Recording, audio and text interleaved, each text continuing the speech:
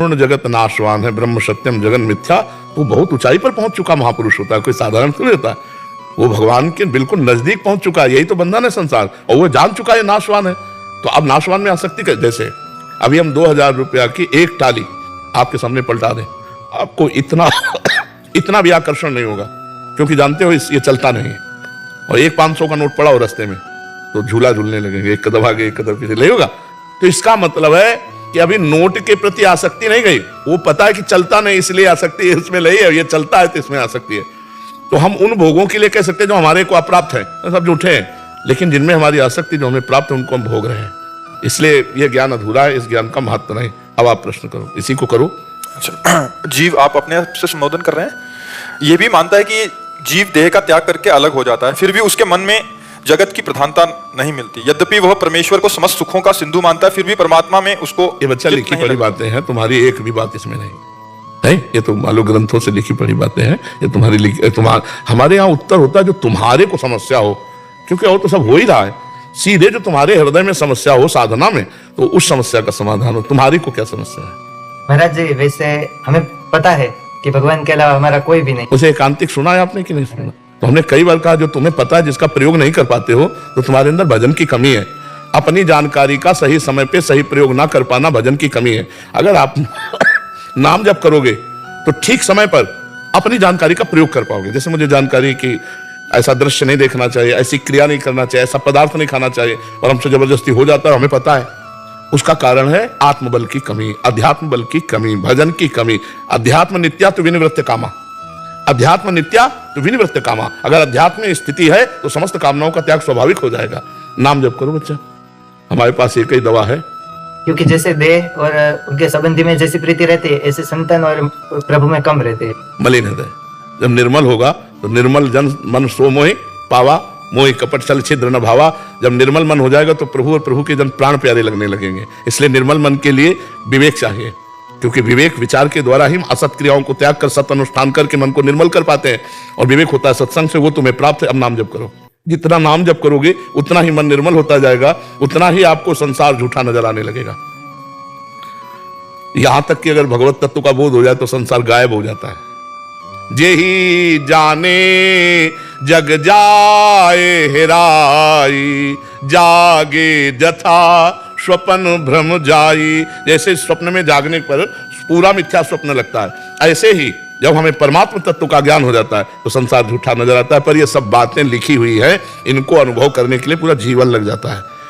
बहुनाम जन्मनावंते ज्ञानवान माम प्रपद्यते वासुदेवास्वरमित सा महात्मा सुदुर्लभा। बहुत जन्मों की साधना, तो नाम जप में लगो तो बच्चा बात बनेगी। ब्रह्मचर्य से रहो, गंदे दृश्य मत देखो, गंदे बच्चों का संग मत करो, गंदा आहार मत करो, नाम जप करो। सब ये जो लिखा है तुम्हारे दिमाग में चलने लगेगा, वो तुम्हारी अनुभूति बन जाएगा।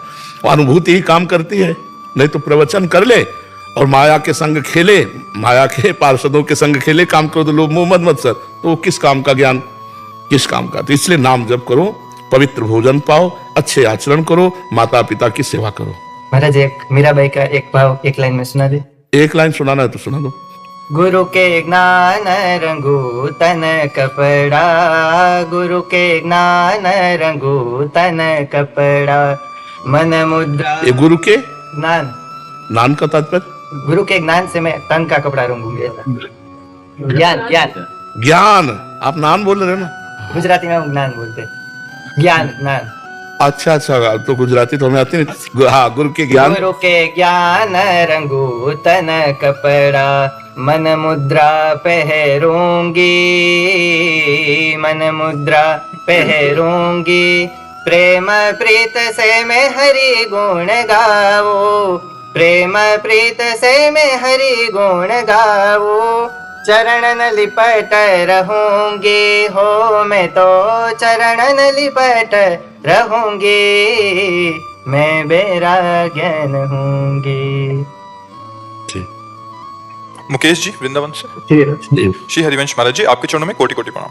महाराज जी, मेरा प्रश्न है कि क्या भगवान से कुछ मांग सकते हैं? यदि हाँ तो ये बताएं कि क्या मांगा जाना चाहिए? क्यों नहीं मांग सकते हैं? हमारे बाप है, अपने बाप से नहीं मांगे तो पड़ोसी से मांगेंगे क्या? कौन ऐसा जिसके अंदर कामना नहीं? तो अपने बाप से मांगे हो तो सर्व अखिल लोक ब्रह्मांडपति हैं, जो चाहिए वो मांगे। भगवान ने चारों को भक्त कहा है, आर्त, अर्थार्थी, जिज्ञासु, ज्ञानी सबको कहा है। यदि हमें लौकिक संपत्ति चाहिए तो हम किसे मांगेंगे? आपने हमारे को परिवार दिया है, आपने व्यवहार दिया है, तो हमको उपाय भी दीजिए। आप डायरेक्ट ना दीजिए तो उपाय दीजिए, जिससे हम अपने परिवार का पोषण करें, जिससे हम समाज की सेवा करें। अगर हमें अर्थ चाहिए तो हम आपसे मांगेंगे, हमारे दुख निवृत्ति चाहिए तो आपसे। ये साधारण भक्ति में है, प्रेम लक्षणा भक्ति में नहीं। हम इसका मंडन भी करते हैं और इसका खंडन भी करते हैं, प्रेम लक्षणा भक्ति में नहीं। जब हमने अपना तन, अपना जीवन, सब कुछ आपको दे दिया तो फिर मेरा रहा क्या जिससे मैं मांगूं? मेरा क्या है जो मैं मांगूं? मान लो मैं आपके हाथ बिक गया, आपके नामे शरीर कर दिया, प्राण कर दिया, हृदय कर दिया, जीवन कर दिया, तो हे जीवननाथ, अब इसका भार तो आपके ऊपर है, हम क्या मांगे? आप सर्वज्ञ हो, आप जानते हो। ये है, यहां से प्रेम लक्षणा शुरू होती है। वो है साधारण भक्ति, जिसमें मेरा परिवार है, मैं परिवार को जिम्मेदार एक व्यक्ति हूं, और प्रभु आपसे मैं मांग रहा हूं कि मेरे परिवार का, और एक है नाथ सकल संपदा तुम्हारी, मैं सेवक समेत सुतनारी। आप सर्वज्ञ हो, आपसे क्या मांगना है? आपको जो मनावे, जैसी परिस्थिति दो, हम उसी में राजी हैं। जोई जोई प्यारो करे सोई मोहि भागे। समझ पा रहे आप? मांगना भी ठीक है साधारण भक्ति, और मांगना बिल्कुल नहीं ठीक है, क्योंकि हमें पता है आप सर्वज्ञ हो। ये असाधारण प्रेम लक्षणा भक्ति की तरफ जा रहा है। तो अब ये देखना कि हमारी गति कहाँ है। अगर हमारी गति साधारण भक्ति में तो मांगना भी आएगा, अगर प्रेम लक्षणा भक्ति में तो हमें आप जो विधान करोगे वो आपके पास से ही होकर आएगा, हम उसी में राजी रहेंगे। हम कभी आपसे याचना नहीं कर सकते, और अगर याचना करे तो सिर्फ आपकी ही करे हमारा मन, कि आप मिल जाओ। प्रभु मिल गए, जिनके प्राप्त होने के बाद फिर कुछ प्राप्त करना बाकी नहीं रहता, जिनके जान लेने के बाद फिर कुछ जानना बाकी नहीं रहता, हम वो बात मांगे। अगर हम प्रभु से मांगेंगे भी तो क्या, जैसे एक गांव का आदमी किसी सेवा कार्य में था, तो उससे प्रसन्न हो गए चक्रवर्ती सम्राट बादशाह, बुलाया, कहा जो तुम्हारी इच्छा हो तो मांग लो। गांव के आदमी ने सोचा कि 2 भैंसे हैं, उनके लिए साल भर के लिए भूसा मिल जाए, 4 लोग घर में हैं, उनके खाने। बोले मालिक 2 भैंसे हैं, साल भर के लिए भूसा मिल जाए और साल भर के लिए भोजन मिल जाए। तो उनका, अरे बाबरे, तू किससे मांग रहा है? सम्राट से मांग रहा है, नगर का नगर दे सकता हूं, जो चाहे मांग। उसकी हिम्मत नहीं थी, गरीब आदमी की हिम्मत नहीं पड़ी कि वो अपनी औकात से ही तो मांगेगा, अपनी सामर्थ्य से ही। तो सही पूछो तो मांगने में घाटा हुआ ना उसका। अगर वो ये कह देता बादशाह से कि मालिक जो आप चाहो दे दो, तो वो अपनी स्थिति से देता। तो उचित ये है, चतुराई ये है कि हम भगवान से ये कहें कि जो तुम्हें अच्छा लगे वही करो, तो वो अपनी स्थिति से देंगे। और हम मांगेंगे तो ऐसे ही कुछ मांगेंगे जो उस टाइप होगा। तो हमें लगता है भगवान से कहना चाहिए कि आपकी जो राजी हो वही करो, हमारी राजी की कभी मत करना, आप अपनी राजी की करना। क्यों महाराज? यही प्रश्न था कि हमको तो मांगने की तमीज नहीं है, तो हमें क्या मांगना चाहिए? मिल गया ना उत्तर जी। महाराज जी, वृंदावन में किस भाव से रहना चाहिए महाराज जी? जिस भाव से रहना चाहो उस भाव से रह सकते हो। नहीं, जिसमें हमारा कल्याण हो। घर भाव से रहना चाहिए। मेरा घर है, मेरे घर वाले प्रिया प्रीतम है, मैं उनका हूं। भूल गया था, परदेश चला गया था, लौट के घर आ गया। आज मिलो परिवार आपने, हरि हंसी कंठ लगायो, बड़ो भाग वृंदावन पायो। हमारा घर है, हमारे प्रिया प्रीतम के घर में तो हमारा घर। तो हम जैसे अपने घर में दरवाजे पे दोना पड़ा हो तो उसको हटा के फेंक देंगे ना, तो हम वृंदावन को गंदा न करें, वृंदावन को अपवित्र न करें। और अब अपने घर में मतलब प्रिया प्रीतम के घर आए हैं, तो यहाँ कोई गंदी बात न करें, कोई गंदी क्रिया न करें, और घर जैसा भाव रख के रहें तो बढ़िया रहेगा। अगर हम ऐसे भाव रखें कि प्रिया प्रीतम का धाम, तो फिर अपराध, फिर पापाचरण जो बन जाएगा। फिर तो ये जैसे भाव से रहोगे वैसे आप, अगर घर भाव से रहोगे गलती भी हो जाएगी। तो वृंदावने प्रभाव सुन, अपनो ही गुण देत, जैसे बालक मलिन को मात गोद भर लेत। दूसरा देखेगा कि बालक सोच लपेटे है, लेकिन माँ देखेगी नहीं, माँ मेरा बालक है। ऐसे वृंदावन देखता है मेरा आश्रय लिए हुए है, तो उसके मलिन पापाचरण को नहीं देखता। और अगर आप इस भाव से रहे, भगवत्ता के भाव में, तो फिर कानून लागू हो जाएगा। जैसे राष्ट्रपति के परिवार वाले वहां रहते हैं, तो उनके ऊपर कोई कानून तो नहीं है, कोई जांच तो नहीं है, लेकिन कोई राष्ट्रपति से मिलने जाए बाहरी बनकर, अब पूरी पूछताछ जांच और हर आप क्यों मिलना चाहते हो क्या? तो आप अपना घर मानकर, क्योंकि दासत्व है ना, हम लोग प्रिया प्रीतम के हैं, इसमें एक संशय है क्या? प्रिया प्रीतम के हैं ये पक्का है ना? नहीं सही बोलो। हाँ, तो फिर अपने घर में आ गए, अपने घर में। अगर सब पक्का नहीं है तो फिर संशय है, फिर तो भगवान मानोगे आप, और भगवान मानोगे तो कानून लग जाएगा। राष्ट्रपति मानकर मिलने जाओगे तो कानून लग जाएगा। हमारे घर के हैं, हमारे दोस्त हैं, फिर कानून नहीं लगेगा।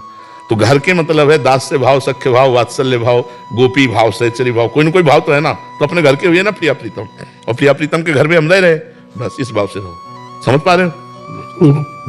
महाराज जी, मैं ब्रजवासी हूँ, मैं पहले भी आया था आपके पास में।